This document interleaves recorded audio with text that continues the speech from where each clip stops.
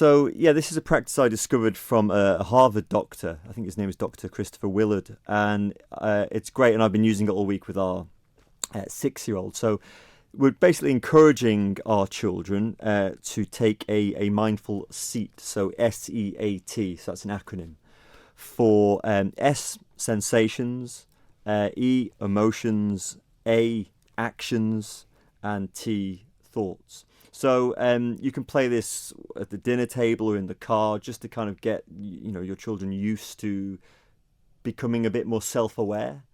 So we start with S by asking them, what kind of sensations are you feeling right now? Hot, cold, fizzy, tingly, whatever, they will tell you. E, emotions. What kind of emotions are happening in your body right now? Happy, sad, angry, grumpy. A, actions. What kind of urges or impulses are happening in the body? What do you want to do? Do you want to run, scream, shout, climb, hide? And then finally, T, what kind of thoughts are happening in your head right now? So I've been using this with our little boy, Leo. And for him, it's a great game just to have a look and to go, okay, I'm thinking about my Lego magazine or something like that.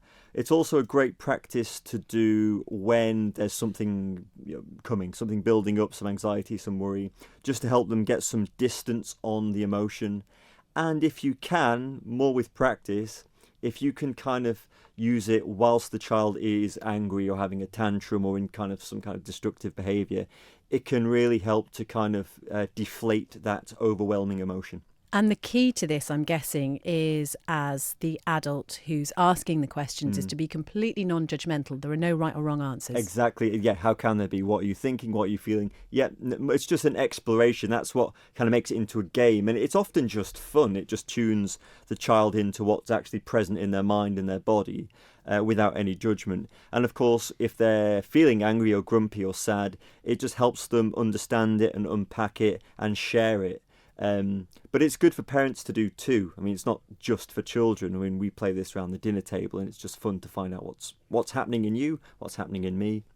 So there's more literacy, more of an understanding and a kind of conversation around thoughts and feelings and emotions. And again, if you practice it in a time where there aren't extreme emotions going on, then it'll be easier to access when things are going awry somewhat. That's it, yeah. So then it's not like a punishment, like we only do this when you're angry. What are you feeling?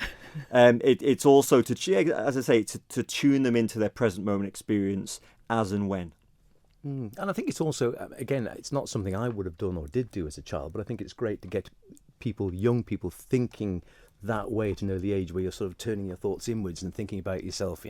I used to get terrible tantrums and sort of lose it, and then you're not really sort of with it, are you? And if you can actually sort of stop, and someone stops you and say, all right, just try and identify some of these thoughts going on, it's like anything, it's taking a step back and looking within yourself, isn't it? Which is not necessarily an easy thing to do when you're younger. That's it. One neuroscientist talks about when you use practices like this, you're using your upstairs brain to look down on your downstairs brain. And when you're in a tantrum or something like that, you're just in your downstairs brain, your limbic system, fight or flight. So the shift to go to your, inverted commas, upstairs brain, reflective, self-aware, is a shift that often impacts on the behaviour. It cuts down the behaviour. And I suppose it's just a great thing to get used to doing, because hopefully that'll be a skill that you take forward to adulthood and be able to distance yourself from your thoughts, whether it's fear, anger, whatever it is. If you learn it at such an early age, then it's kind of with you for life. It's with you for life. It's just that basic awareness that I can kind of step back from the feeling. I can step back from the thought, which is, it sounds so simple and kind of irrelevant, but it's a very important life skill that many of us still don't have as adults. Are children more receptive, do you think, to these sort of concepts of mindfulness because they've got no preconceptions about it, whereas some adults might be slightly, you can be cynical and have already sort of impressions already and be slightly rejecting of these ideas when you first introduced to them? Yeah, they basically, they live more in the present moment than we do. They're less consumed by thoughts than we do. But if I say, right, I'm going to teach you mindfulness, then that will kill it, because who wants to be taught anything?